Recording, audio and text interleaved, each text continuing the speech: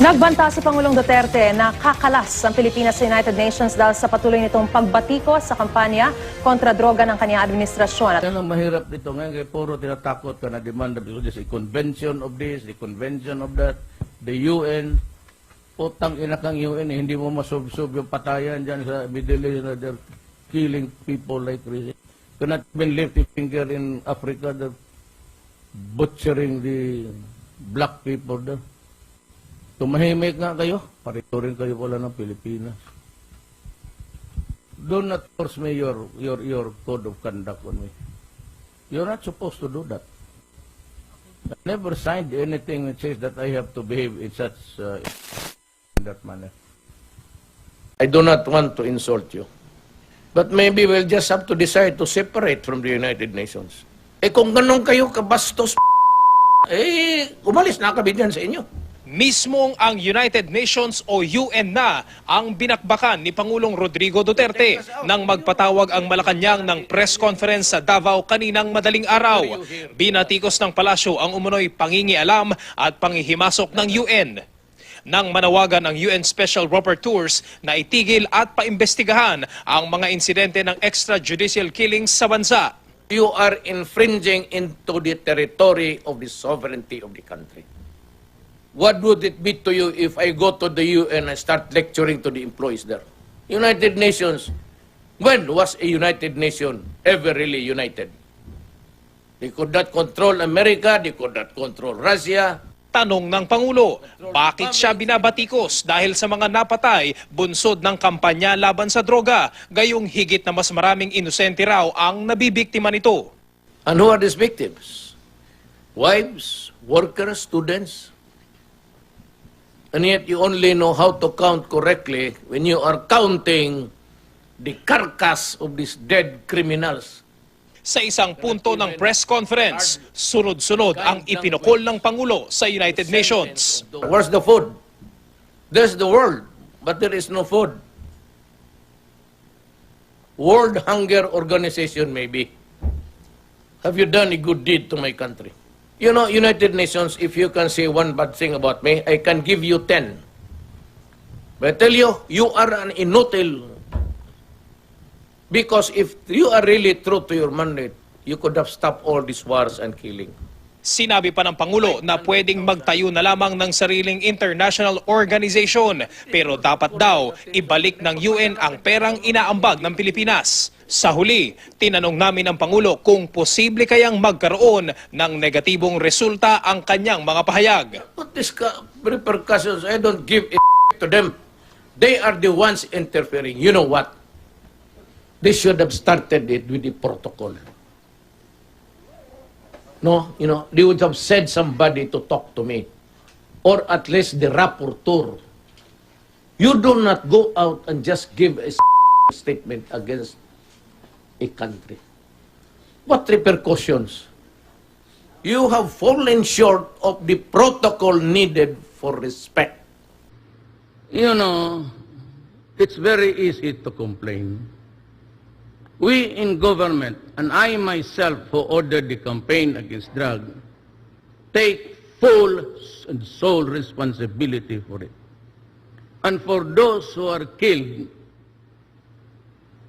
in a police operation, in a firefight, we are willing to submit ourselves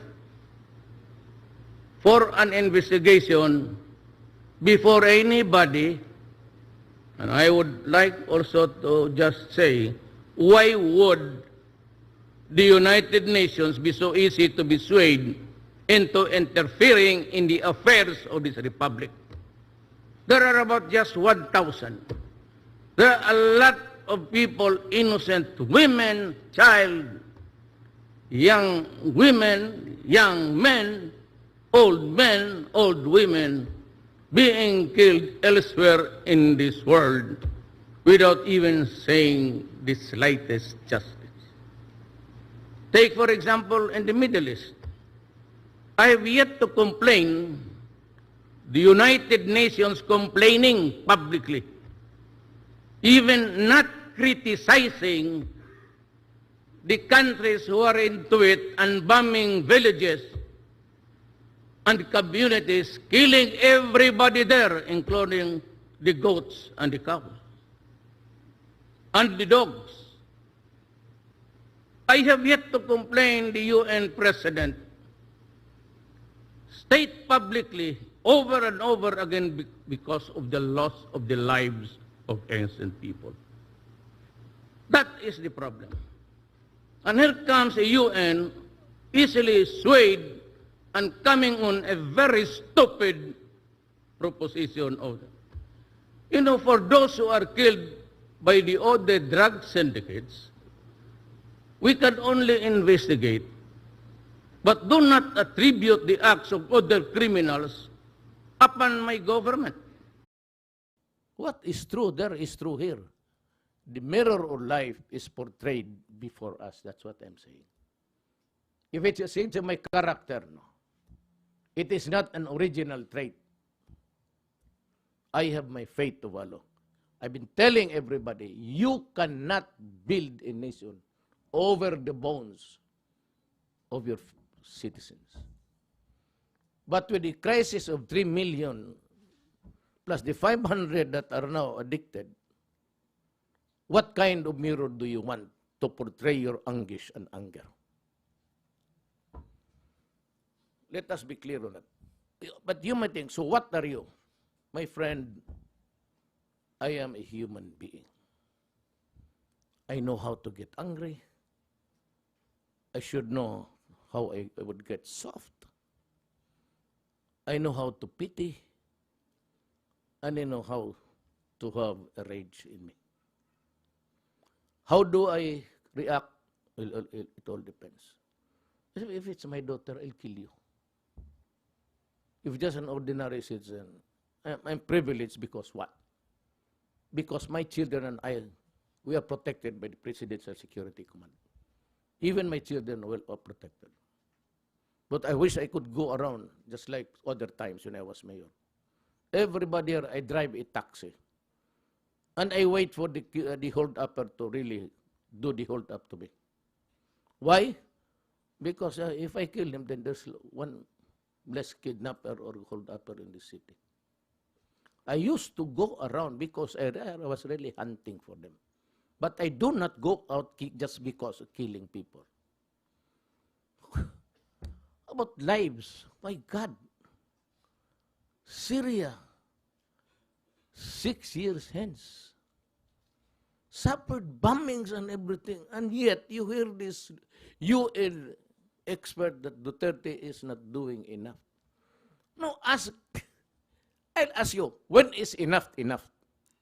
For a problem with 3 million addicts, and in our control and our custody, 600,000. What am I supposed to? Do I have the money? You know, these guys, they ask, like the United Nations, why are there no, what are you doing this?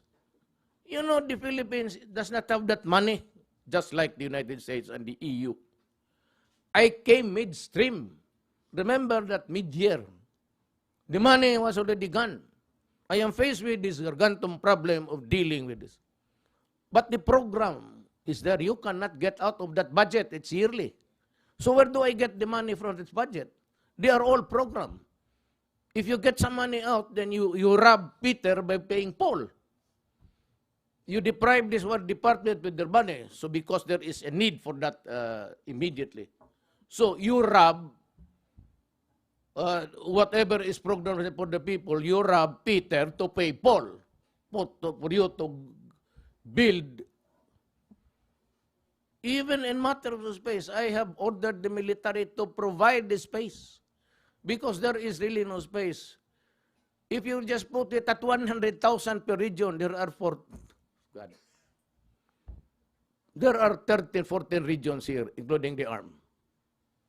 Place it at 1,000 in one region, 100,000. Where do I get the money to buy the beds, blankets, pillows, water, building, doctors, medicines, and nurses? It's not that easy. And you worry about the lives of 600, 500. You must remember that those who are already in Shabu for almost 1 year, they are dead. They are the living, walking dead. They are of no use to society anymore. And yet we have to sequester them. We have to feed them because they're human beings. And we need money. And where do we get the money? We collect taxes to support government. The taxes that we collected were programmed already for the previous year to run this government. I entered the presidency halfway.